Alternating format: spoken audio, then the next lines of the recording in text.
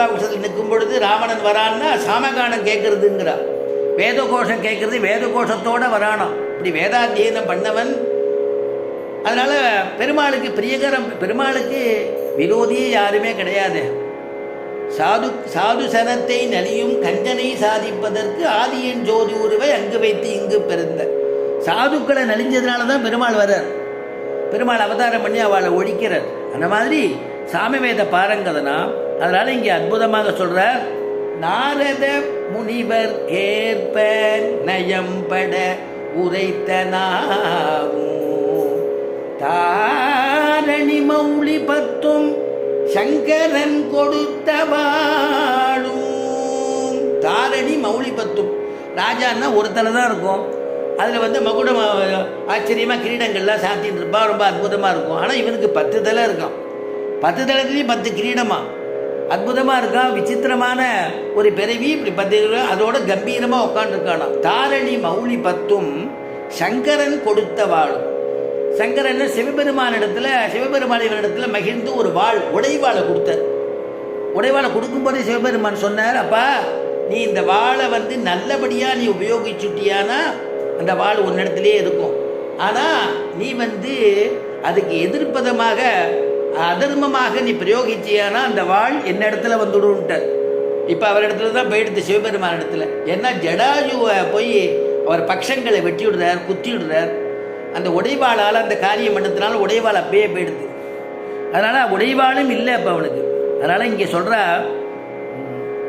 நாரத வாரணம் பொருத மார்பும் வரையினை எடுத்த தோளும் நாரத முனிவர் கேற்ப நயம்பட உரைத்த நாவும் தாரணி மௌலி பத்தும் சங்கரன் கொடுத்த வாழும் வீரமும் களத்தில் இட்டு வெறும் கையே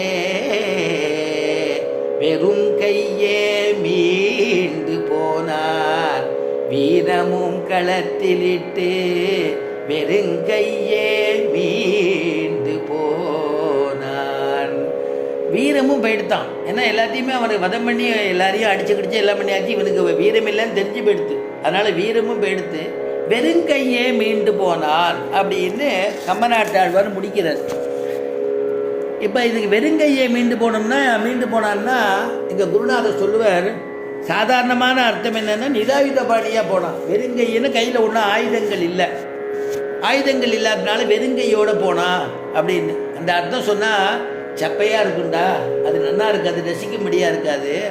அதுக்கு சாஸ்திரார்த்தம் ஒன்று இருக்குது, வியாக்கியாதாக்களை அனுபவித்தது அப்படின்னு சொல்லி விசேஷார்த்தத்தை சொன்னார். வெறுங்கையே மீண்டு போனான்னா ராவணன் திருந்தனுங்கிறதுக்காக எவ்வளவோ சந்தர்ப்பங்கள் கொடுத்தானா ராமபிரான், சக்கரவர்த்தி திருமகன்.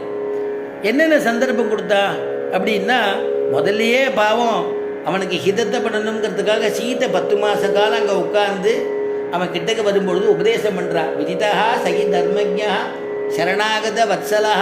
அப்பா என்னுடைய பிரபு சரணாகத வத்சலன், ஆனால் நீ சரணாகதி பண்ணிக்கோன்னு சொன்னால் அவன் தப்பான்னு சொல்கிற போகிறானே, அவன் திருவடியில் விழறதுக்கு சிரமமாக இருக்குது, யோஜனை பண்ண போகிறானே, அவ்வளோ அகம்பாவம் பிடிச்சவனாச்சு. அதனால் நீ வேற ஒன்றும் பண்ண வேண்டாம், சக்கியம் பண்ணிக்கோ, உன்னுடைய நண்பன்னு சொல்லிக்கோ, உனக்கு அவன் உன்னை அபராதத்திலேருந்து விடுவிச்சுடுவான் அப்படின்னு உபதேசம் பண்ணான்.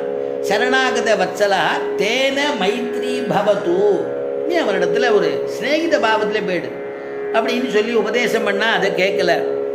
ஆஞ்சநேயன் புத்திமதி சொன்னார். ஆஞ்சநேயன் சுந்தரகாண்டத்தில் சீதா பிராட்டியை பார்க்க வரும்பொழுது அப்படியே ராவணனை பார்த்துட்டு உன்னை நீ என்னமோ நினச்சிட்டு இருக்க, பிரம்மாவை நினச்சிட்டு இருக்க. பிரம்மா ஸ்வயம்பூ சதுரானனோவா ருத்ரஸ்திரிநேத்ரா திபுராந்தகோவா இந்திரோ மகேந்திரா சுரநாயகோவா திராதும் நசக்தாக யுதிராம மத்தியம். பிரம்மா ஸ்வயம்பூஹோ, பிரம்மாவை நினச்சிட்டு இருக்க, அவன் உன்னை காப்பாற்றுவான்னு காப்பாற்ற மாட்டான். சிவபெருமான் உனக்கு கை கொடுப்பான்னு நினச்சிட்டு இருக்க, ராமத்ரோகி சிவபெருமானும் உன் இடத்துல வரமாட்டான். அதுக்கப்புறமா யார் இந்திரன் வந்துடுவான்னு நினச்சிட்டு இருக்க, இந்திரனும் உனக்கு கை கொடுக்க மாட்டான், யாரும் உனக்கு கை கொடுத்து காப்பாற்ற மாட்டான். ஏன்னா நீ ராம துரோகி. ராமனுடைய சீதா பிராட்டியை நீ கொண்டு வந்துட்ட, அதனால நீ யாரும் உனக்கு கை கொடுக்க மாட்டா.